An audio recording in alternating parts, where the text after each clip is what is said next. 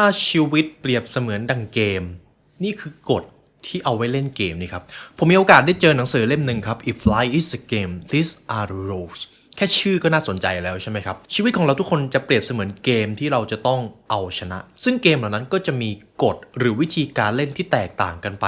ดังนั้นในเอพิโซดนี้ค่อนข้างน่าสนใจครับผมอยากพาคุณผู้ฟังมาเอาชนะเกมนี้ไปด้วยกันหากชีวิตของเราเปรียบเสมือนเกมนี่คือกฎที่เราจะเอาไว้เล่นครับ You're listening to The Library Podcast on The Library TED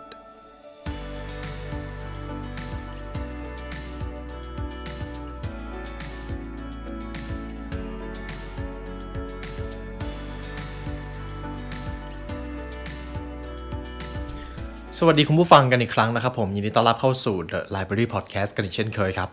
ในเอพิโซดนี้ครับหากชีวิตเป็นดังเกมนี่ก็จะเป็นกฎหรือกติกาครับกฎ10ข้อในการเล่นเกมชีวิตไม่ให้พลาดเพราะอะไรรู้ไหมครับ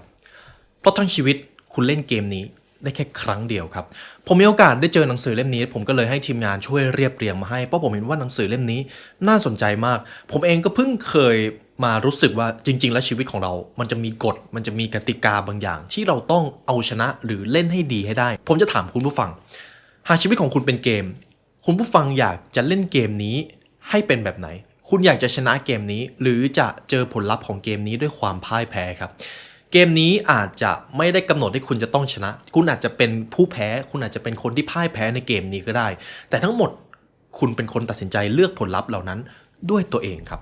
คำถามก็คือสมมุติว่าคุณผู้ฟังอยากจะเล่นเกมนี้ให้ชนะแล้วเราจะต้องเล่นอย่างไรเราจะต้องมีกฎอะไรบ้างล่ะที่ควรจะยึดถือผู้เขียนหนังสือเล่มนี้ครับคุณชาลีคาร์เตอร์สกอตครับเป็นผู้เชี่ยวชาญด้านการพัฒนาศักยภาพมนุษย์ระดับโลกครับเขาบอกว่าเมื่อเรามีกฎเหล่านี้เป็นแผนที่นำทางเราก็จะก้าวไปข้างหน้าด้วยความผิดพลาดน้อยลงทีนี้ผมอยากให้คุณผู้ฟังเดาก่อนถ้าหากมีกฎทั้ง10ข้อมันจะมีกฎข้อไหนบ้างที่คุณคิดว่ามันจะเข้าไปอยู่ในหนังสือเล่มนี้เรามาลองเดากันถ้าเราพร้อมแล้วเรามาเริ่มเรียนรู้ไปด้วยกันครับข้อที่1 you will receive a body คุณจะได้รับร่างกายและคุณจะต้องดูแลสิ่งนี้ให้ดีที่สุดกฎข้อที่1พูดถึงเรื่องของยานพาหนะยานเดียวที่เรามีในชีวิตครับเราเปลี่ยนไม่ได้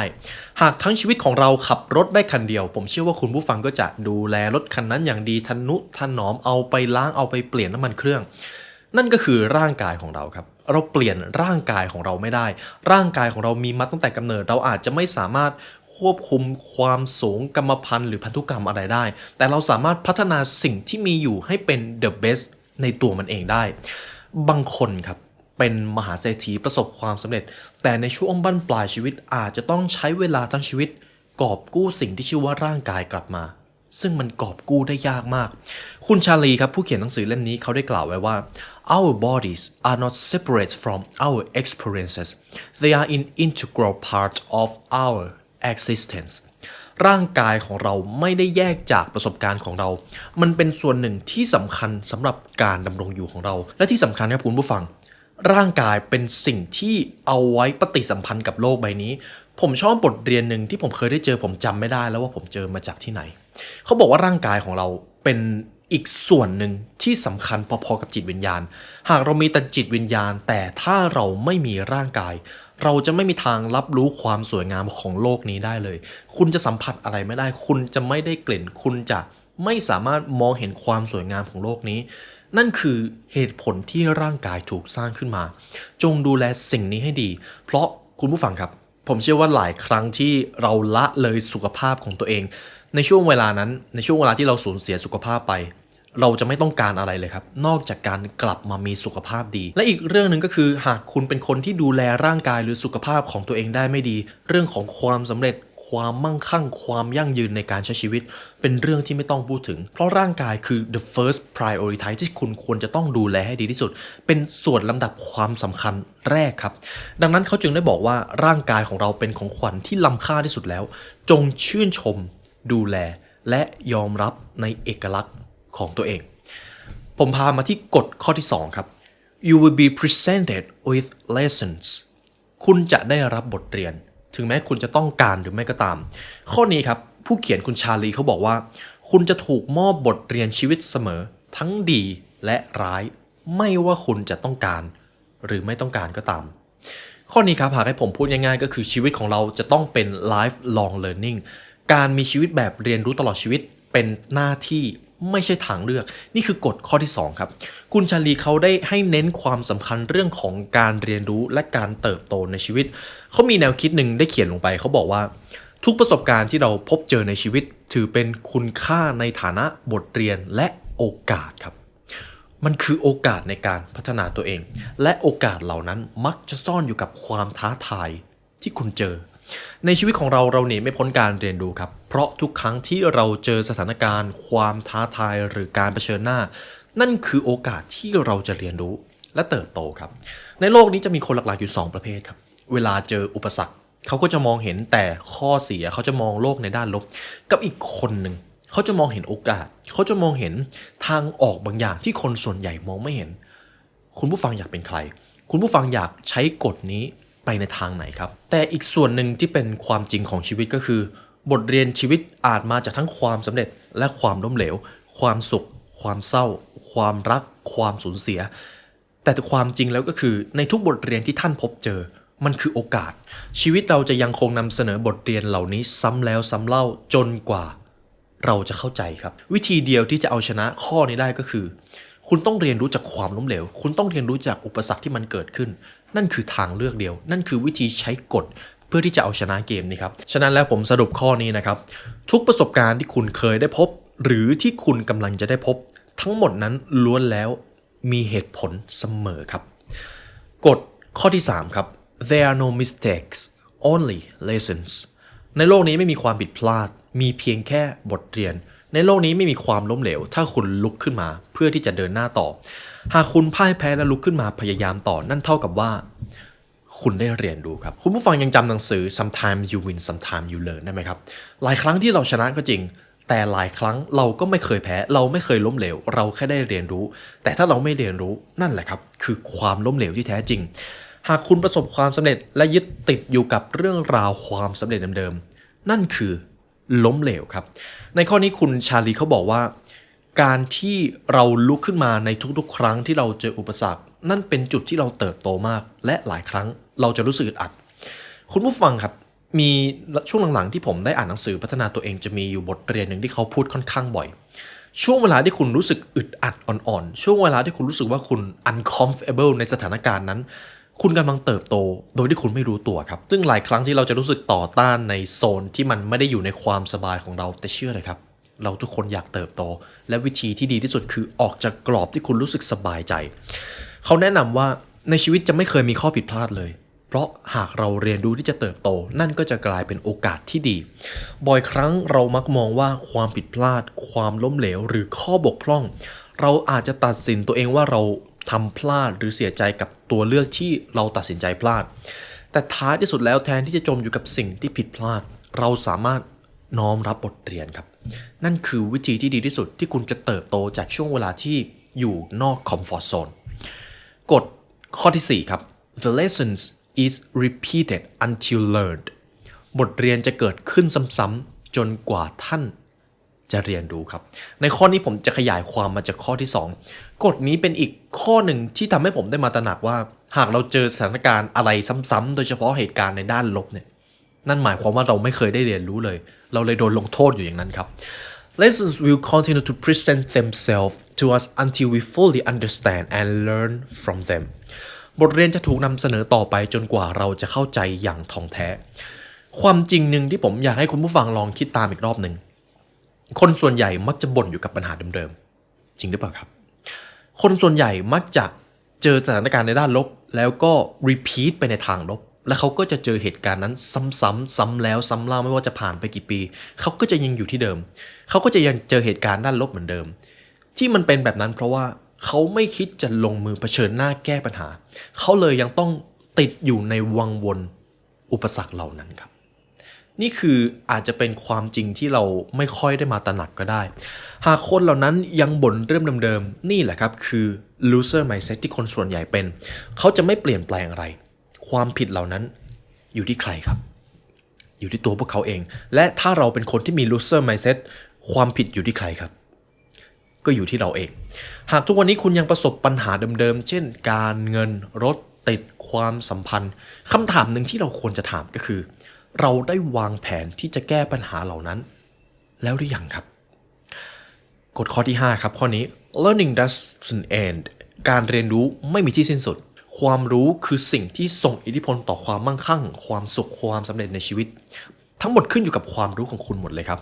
ผู้เขียนเน้นย้ำเรื่องการเรียนรู้ค่อนข้างบ่อยเพราะนี่คือทรัพย์สินที่ดีที่สุดที่คุณจะลงทุนได้ตั้งแต่วินาทีนี้ตอนนี้คุณผู้ฟังก็กำลังลงทุนกับความรู้ของตัวเองอยู่หากสมมติมีคนมาถามผมว่ามีเงิน10 ล้านจะลงทุนอะไรดีสิ่งหนึ่งที่ผมจะรู้สึกได้เลยก็คือคนคนนั้นยังไม่มีความรู้มากพอหากเรามีเงิน10 ล้านบวกกับมีความรู้มากพอคุณจะไม่ถามคนอื่นว่าควรลงทุนกับอะไรแต่คุณจะหาข้อมูลว่าตัวคุณเหมาะที่จะลงทุนกับอะไรนี่คือเหตุผลที่ว่าทำไมผมถึงพูดว่าการลงทุนกับความรู้คือทรัพย์สินที่คุณควรเริ่มต้นเป็นสิ่งแรกตั้งแต่วินาทีนี้แต่ความน่าสนใจของกฎข้อนี้ก็คือคุณผู้ฟังเคยสงสัยไหมครับว่าทำไมระบบการศึกษามักไม่ค่อยสอนถึงเรื่องของการเงินทั้งที่ชีวิตเราต้องผูกติดอยู่กับการเงินกับไม่ค่อยพูดถึงเรื่องของความสำเร็จทั้งที่สิ่งนี้เป็นสิ่งที่เราทุกคนควรจะได้พบเจอในชีวิตคุณผู้ฟังเคยสงสัยไหมครับว่าทำไมเราไม่ค่อยได้เรียนรู้สิ่งนี้จากระบบการศึกษาผมมีอยู่3ข้อหลักๆข้อที่1ตลาดต้องการผู้ตามมากกว่าผู้นำตลาดต้องการคนที่อยู่ในระบบมากกว่าคนที่ครีเอทีฟหรือนอกกรอบนี่คือกฎข้อที่1ข้อที่2คุณครูในโรงเรียนไม่ใช่คนที่ประสบความสำเร็จเขาแค่เชี่ยวชาญในวิชาที่เขาได้เรียนมาดังนั้นการที่ครูคนหนึ่งจะสอนในเรื่องของความสำเร็จมันแทบจะเป็นไปไม่ได้เพราะเขาไม่ได้ประสบความสำเร็จข้อที่3วิชาความสำเร็จบางเรื่องมันสอนกันไม่ได้ครับเราต้องไปเรียนรู้เราต้องเอาตัวเราเองไปเจอกับประสบการณ์เหล่านั้นนี่คือเหตุผลหลักๆทั้ง3ข้อแต่วิธีที่ดีที่สุดที่จะเอาชนะทุกระบบได้ก็คือพาตัวเราไปเรียนรู้เรื่องความสำเร็จหากเราอยากจะร่ำรวยเราก็ควรเรียนรู้จากคนที่เขาร่ำรวยหากเราอยากจะเป็นคนที่มั่งคั่งเราก็ควรเรียนรู้จากคนที่มีความเป็นผู้นำและมีอิทธิพลกับคนทั้งโลกนั่นคือเหตุผลที่ดีที่เราควรจะเรียนรู้ครับกฎข้อนี้ให้เราน้อมรับกรอบความคิดการเรียนรู้และการเติบโตอยู่เสมอไม่ว่าอายุสถานการณ์ภาพรวมชีวิตของท่านจะเป็นอย่างไรก็จะมีสิ่งใหม่ให้ค้นพบเสมอครับผมพาคุณผู้ฟังมาที่กฎข้อที่6 There is no better than here ไม่มีอะไรดีไปกว่าที่นี่กฎข้อนี้ผมจะพูดถึง the power of now ครับกฎของการอยู่กับปัจจุบันแน่นอนในทุกวันนี้ผมกล้ายืนยันเลยว่าเราอยู่กับปัจจุบันน้อยลงเรามีตัว distraction หรือสิ่งที่ดึงดูดความสนใจมากขึ้นโดยเฉพาะโซเชียลมีเดียเราใช้เวลาอยู่กับโซเชียลมีเดียเฉลี่ยนะครับ11 ชั่วโมงครับซึ่งมันเยอะมากเพราะขนาดเรานอนเราก็นอน8 ชั่วโมงนั่นหมายความว่าเราอยู่กับปัจจุบันน้อยลงถ้าหากเราเดินไปร้านอาหารหรือไปร้านกาแฟเราจะเจอกลุ่มคนที่นั่งอยู่ด้วยกันแต่เขาอยู่กับอะไรครับเขาอยู่กับโทรศัพท์เขาไม่ได้อยู่กับความสัมพันธ์ที่อยู่ตรงหน้าเขาด้วยซ้ำนี่คือสิ่งที่เกิดขึ้นดังนั้นนี่แหละครับคือเหตุผลที่คนส่วนใหญ่รู้สึกว่างเปล่าไม่มีความสุขช่วงเวลาปัจจุบันและสถานการณ์ปัจจุบันของเรามีศักยภาพเท่าเทียมกันสำหรับความสุขและความพึงพอใจในอนาคตกฎข้อนี้ไม่ได้บอกว่าให้เราพอใจอยู่กับสิ่งที่มีนะครับไม่ใช่เลยแต่ให้เราขอบคุณกับสิ่งที่เรามีแต่ในขณะเดียวกันเราเชื่อว่าการที่เราได้พัฒนาตัวเองนั่นก็คือการขอบคุณชีวิตของตัวเองและคุณก็จะกลายเป็นตัวตนที่ดีที่สุดขึ้นไปเรื่อยๆนี่คือกฎข้อที่6ที่ผมเอามาขยายความครับผมพามาที่กฎข้อที่7ข้อนี้พูดถึงเรื่องของความสัมพันธ์ครับ Others are only mirrors of you คนที่อยู่รอบตัวคุณคือภาพสะท้อนตัวตนที่คุณเป็นครับตัวตนของเราคือค่าเฉลี่ยของคน5คนที่เราใช้เวลาด้วยมากที่สุดคุณผู้ฟังยังจำคำพูดของคุณจิมโรนได้ไหมครับนี่เป็นประโยคที่ไม่มีใครสามารถคัดค้านได้ความสัมพันธ์เป็นสิ่งที่เราต้องเลือกถ้าเราไม่เลือกเราจะกลายเป็นผู้ถูกเลือกและเราก็จะกลายเป็นคนที่ใช้ชีวิตตามกระแสสังคมตามเทรนด์และเมื่อถึงเวลานั้นเราก็จะรู้สึกว่าอะไรคือตัวตนที่แท้จริงของเราเราจะรู้สึกว่างเปล่าคุณชาลีเขาจึงได้บอกว่าปฏิสัมพันธ์ระหว่างเรากับผู้อื่นทำหน้าที่เป็นกระจกสะท้อนความคิดอารมณ์ความเชื่อและพฤติกรรมของคุณเองในข้อนี้ผมอยากให้คุณผู้ฟังวิเคราะห์ความสัมพันธ์รอบตัวขอให้คนจริงใจกับตัวเองนะครับลองคิดดูว่าใน1 วันในช่วงเวลางานหรือในช่วงเวลาที่คุณเรียนคุณใช้เวลาอยู่กับความสัมพันธ์แบบไหนมากที่สุดหรือเพื่อนรอบตัวของคุณเป็นคนที่มีนิสัย ในทางบวกหรือในทางลบมากกว่ากันหากคำตอบไม่ว่าจะเป็นคำตอบอะไรก็ตามหากความสัมพันธ์หรือเพื่อนรอบตัวของคุณเป็นคนในแบบที่คุณคิดออกนั่นแหละครับคือตัวตนที่คุณเป็นกับเขาด้วยหากความสัมพันธ์รอบตัวของคุณมีแต่คนท็อกซิกมีแต่คนที่ใช้ชีวิตไปวันๆเหตุผลจริงๆแล้วก็คือคุณเองก็เป็นคนแบบนั้นแต่ถ้าความสัมพันธ์รอบตัวของคุณมีแต่คนที่พัฒนาตัวเองอ่านหนังสือพูดถึงพอดแคสต์พูดถึงความสำเร็จพูดถึงเรื่องของการลงทุนนั่นก็คือตัวตนของคุณครับนี่คือความจริงที่เราต้องยอมรับเราต้องกลับมาทบทวนและตระหนักในตัวเองผมว่านี่เป็นภาพสะท้อนที่ค่อนข้างชัดเจนเพราะถ้าหากคุณผู้ฟังเป็นคนที่พัฒนาตัวเองและอยากประสบความสำเร็จคุณก็จะไม่ดึงดูดคนที่ใช้ชีวิตเป็นวันๆเลยคนที่ใช้ชีวิตเป็นวันๆก็จะรู้สึกว่าไม่ได้อยากอยู่ใกล้คุณก็จะกลายเป็นว่าคุณพบเจอคนที่อยากประสบความสำเร็จมากขึ้นมันเรียบง่ายเท่านี้เองครับนี่คือเหตุผลที่ว่าทำไมความสัมพันธ์จึงเป็นเรื่องที่มองข้ามไม่ได้ฉะนั้นแล้วจงเข้าใกล้ความสัมพันธ์และปฏิสัมพันธ์ต่อผู้อื่นด้วยความเห็นอกเห็นใจและเลือกความสัมพันธ์ที่เอื้ออำนวยให้กับความสำเร็จของท่านเสมอครับกฎข้อที่ 8 ครับ What you make of your life is up to you ชีวิตจะเป็นเช่นไรก็สุดแล้วแต่คุณครับในข้อนี้เป็นเรื่องของการรับผิดชอบชีวิตของตัวเองทั้งสิ้นครับคุณชาลีเขาบอกว่าคุณคือผู้รับผิดชอบชีวิตของตัวเองผลลัพธ์ในแต่ละวันมาจากการเลือกสิ่งเล็กๆน้อยๆของคุณทั้งสิ้นครับเขาได้เน้นในเรื่องความสำคัญของการรับผิดชอบชีวิตตัวเองในข้อนี้ผมเองก็พูดค่อนข้างบ่อยคุณคือบุคคลที่เป็นเจ้าของการกระทำของตัวเองไม่ว่าผลลัพธ์ในชีวิตอะไรมันจะเกิดขึ้นก็ตามมันเกิดจากการตัดสินใจเล็กๆน้อยๆในแต่ละวันของคุณสมมตินะครับหากวันนี้คุณรู้สึกว่าคุณสุขภาพไม่ดีคุณควรโทษใครครับคุณควรโทษการตัดสินใจของตัวคุณในอดีตนั่นก็คือตัวคุณที่เลือกที่จะไม่ดูแลร่างกายของตัวเองไม่ดูแลอาหารการกินคุณอาจจะคิดว่าในช่วงเวลานั้นมันไม่น่าจะมีอะไรเกิดขึ้นกินโดนัทชิ้น2ชิ้นไม่น่าจะเป็นปัญหาอะไรพอทำไปบ่อยๆมันอาจจะเริ่มกลายเป็นนิสัยและเมื่อมันกลายเป็นนิสัยมันก็จะกลายเป็นโชคชะตาที่คุณจะต้องพบเจอหรือถ้าหากในตอนนี้คุณรู้สึกว่าชีวิตคุณประสบความสำเร็จคุณมีเป้าหมายที่ชัดเจนคุณรายล้อมไปด้วยคนที่มีความคิดในทางบวกคุณก็คือคนที่สร้างสภาพแวดล้อมเหล่านั้นขึ้นมาด้วยตัวเองมันคือโชคชะตาที่คุณเขียนเองครับคุณคือผู้รับผิดชอบชีวิตของตัวเองกฎนี้เขาได้สอนให้ผมได้รู้ว่าทุกคนครับมีอำนาจในการสร้างความฝันที่หวังไว้ให้เป็นความจริงได้ผ่านความคิดการกระทำและความเชื่อมั่น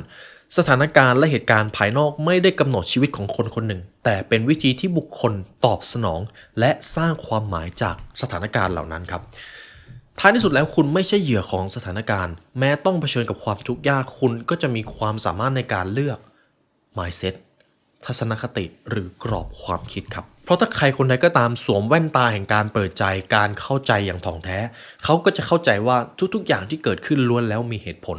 แต่ถ้าใครก็ตามสวมแว่นแห่งการต่อต้านการโทษคนอื่นการมองโลกในแง่ลบพวกเขาก็จะฉุนเฉียวพวกเขาก็จะโกรธพวกเขาก็จะโทษระบบโทษผู้คนความดื้อดึงเหล่านั้นก็จะปิดกั้นให้เขาอยู่ที่เดิมไม่เติบโตผมพาคุณผู้ฟังมาที่กฎข้อที่ 9 ครับ Your answers lie inside of you ทุกๆคำตอบที่เหมาะสมกับคุณล้วนแล้วอยู่ในตัวคุณครับในข้อนี้ผมว่าค่อนข้างลึกซึ้งถ้าหากคุณผู้ฟังได้อ่านหนังสือการพัฒนาตัวเองเกิน10เล่มคุณผู้ฟังน่าจะได้เจอบทเรียนที่ว่าจงเชื่อใน gut หรือความคิดสัญชาตญาณของตัวเอง trust your gut นั่นเองเขาบอกว่าแต่ละคนจะมีบ่อเกิดแห่งสติปัญญาอยู่ข้างในอยู่แล้วครับคำตอบที่มันอยู่ในสัญชาตญาณมักจะเป็นคำตอบที่พวกเขาต้องการตามหาอยู่เสมอแต่ในทุกวันนี้เราฟังเสียงนั้นน้อยลงครับนี่คือความจริงในโลกที่มีคำแนะนำจากคนอื่นมากมายจากคนรอบตัวหรือโลกสื่อออนไลน์นั่นคือเหตุผลที่ทำให้เราไม่ค่อยได้ฟังตัวเองกฎนี้เน้นย้ำถึงความสำคัญของการรับฟัง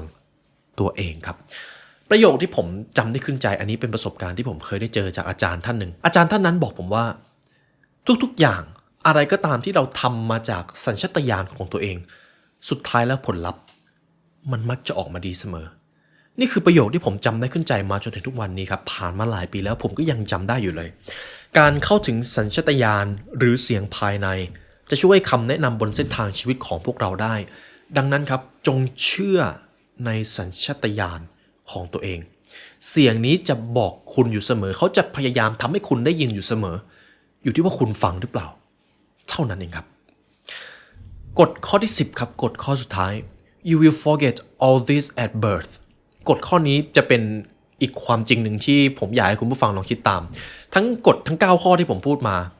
จริงๆคุณรู้กฎเหล่านี้อยู่แล้วครับคุณผู้ฟังฟังไม่ผิดครับเราทุกคนรู้กฎทั้ง9ข้อที่ผมพูดมาตั้งแต่ลืมตาดูโลกแล้วแต่พอเราใช้ชีวิตไปเริ่มเติบโตขึ้นกฎทั้งหมดนั้นสภาพแวดล้อมทำให้เราลืมครับเมื่อเราเข้าสู่โลกคนคนหนึ่งมักจะลืมภูมิปัญญาที่ลึกซึ้งและความเข้าใจที่มีมาตั้งแต่กำเนิดเขาบอกว่าก่อนที่เราจะเกิดครับเรามีความเข้าใจที่ลึกซึ้งยิ่งขึ้นเกี่ยวกับความจริงพื้นฐานของชีวิตเรามีจุดประสงค์ในการดำเนินชีวิตอยู่เมื่อเราเข้าสู่อาณาจักรทางกายภาพเราก็จะค่อยๆสูญเสียความรู้ที่มีมาตั้งแต่กำเนิดเราหมกมุ่นอยู่กับประสบการณ์หมกมุ่นอยู่กับวัตถุนิยมหรือทุนนิยมนี่อาจจะเป็นเหตุผลที่ทำให้เราลืมกฎทั้ง9ข้อที่ได้รับมอบหมายมาตั้งแต่เกิดเหตุผลที่เราลืมอาจจะเป็นเพราะเงื่อนไขทางสังคมวัฒนธรรมหรือประสบการณ์ส่วนตัวซึ่งสิ่งเหล่านี้ไม่ใช่สิ่งที่ไม่ดีแต่เราเองต่างหากที่ไม่ยอมฟังเสียงที่คอยบอกกฎทั้ง9ข้อนี้อยู่เสมอจุดประสงค์ข้อนี้ก็คือเพื่อจะเตือนเราว่าเราสามารถค้นพบและเชื่อมต่อกับความสร้างสรรค์หรือปัญญาในโลกภายในของเราได้หากให้ผมสรุปข้อนี้ให้คุณผู้ฟังให้สั้นที่สุดก็คือเราทุกคนเข้าใจความจริงของชีวิตมาตั้งแต่เกิดแล้วแต่มันถูกลดทอนไปเมื่อเราเติบโตขึ้นครับเมื่อตอนยังเด็กเรามีความฝันที่เราอยากจะเปลี่ยนโลกทั้งใบเราอาจจะอยากเป็นนักบินอวกาศเราอยากจะเป็น number one ในเรื่องอะไรก็ตามแต่เมื่อเราเติบโตขึ้นความฝันเหล่านั้นทำไมมันกลายเป็นเรื่องโกหกได้อย่างง่ายดายล่ะครับนี่อาจจะเกิดขึ้นกับใครหลายคนโดยที่เรายังไม่ได้ลงมือทำกับความฝันนั้นเลยสักนิดเดียวหลังจากนี้อย่าได้มีข้อแม้ที่จะตั้งเป้าหมายจงเริ่มต้นการเดินทางของการค้นพบตัวเองซุนวูครับท่านได้สอนไว้ว่าหากท่านจะไปรบโดยที่เชื่อว่าท่านจะแพ้โชคชะตาแห่งความพ่ายแพ้ก็จะถูกกำหนดไว้แล้วด้วยตัวท่านเองครับ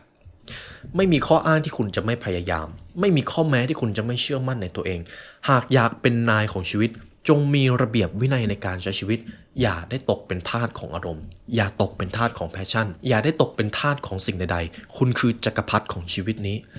จงเป็นนายของชีวิตครับนี่คือบทเรียนจากกฎทั้ง10ข้อในการเล่นเกมชีวิตนะครับผมเชื่อว่าคุณผู้ฟังน่าจะรู้สึกอินเหมือนผมในการที่ได้เปรียบชีวิตเป็นดั่งเกมแล้วก็เอากฎมาเพื่อที่จะเอาชนะเกมนี้เดี๋ยวผมจะสรุปกฎทั้ง10ข้อให้ทุกท่านนะครับกฎข้อที่1คุณจะได้รับร่างกายจงดูแลร่างกายของตัวเองให้ดีกฎข้อที่2คุณจะได้รับบทเรียนชีวิตจงเรียนรู้จากบทเรียนเหล่านั้นเสมอกฎข้อที่3ในโลกนี้ไม่มีความผิดพลาดในโลกนี้ไม่มีความล้มเหลวตราบใดก็ตามที่คุณยังเรียนรู้ต่อไปกฎข้อที่4บทเรียนมักจะเกิดขึ้นอยู่ซ้ำๆจนกว่าคุณจะได้เรียนรู้จริงๆคุณถึงจะผ่านมันไปได้กฎข้อที่5ครับการเรียนรู้ไม่มีทางสิ้นสุดไม่มีวันสิ้นสุดเมื่อคุณหยุดเรียนรู้นั่นแหละครับคือคุณได้จากโลกนั้นไปแล้วกฎข้อที่6จงอยู่กับปัจจุบันครับจงหาเวลาอยู่กับปัจจุบันอยู่กับลมหายใจของตัวเองข้อที่7คนรอบตัวคุณคือภาพสะท้อนตัวตนของคุณได้ชัดเจนที่สุดข้อที่8ครับจงรับผิดชอบชีวิตของตัวเองไม่ว่าชีวิตจะเกิดผลลัพธ์อะไรทั้งหมดมันคือการตัดสินใจของคุณทั้งสิ้นครับข้อที่9คำตอบส่วนใหญ่มักจะอยู่ในตัวคุณจงเชื่อในสัญชาตญาณตัวเองเพราะสุดท้ายผลลัพธ์มันมักจะออกมาดีเสมอกฎข้อสุดท้ายครับคุณรู้กฎทั้งหมดนี้อยู่แล้วแต่คุณแค่ถูกลดทอนเมื่อคุณเติบโตขึ้นจงกลับมาฟังเสียงของตัวเองนี่ก็คือบทเรียนจากหนังสือ If Life is a Game These Are the Rules นะครับจากคุณชาลีหากคุณผู้ฟังมาถึงตรงนี้ครับก็ขอบคุณและเป็นเกียรติมากที่ได้มาเรียนรู้ด้วยกันหากอยากใช้เวลาเรียนรู้บทเรียนทั้งหมดให้ลึกซึ้งคุณผู้ฟังสามารถซื้อหนังสือได้จาก The Library Shop ครับเพราะการเรียนรู้จะทำให้คุณเข้าถึงอิสรภาพจากข้อจำกัดของชีวิตนั่นคือเหตุผลที่พวกเราสร้าง The Library ขึ้นมาและในวันนี้ครับได้เวลาอันสมควรแล้วทีมงาน The Library และผมขอลาไปก่อนขอให้วันนี้เป็นวันที่ดีของทุกท่านครับสวัสดีครับ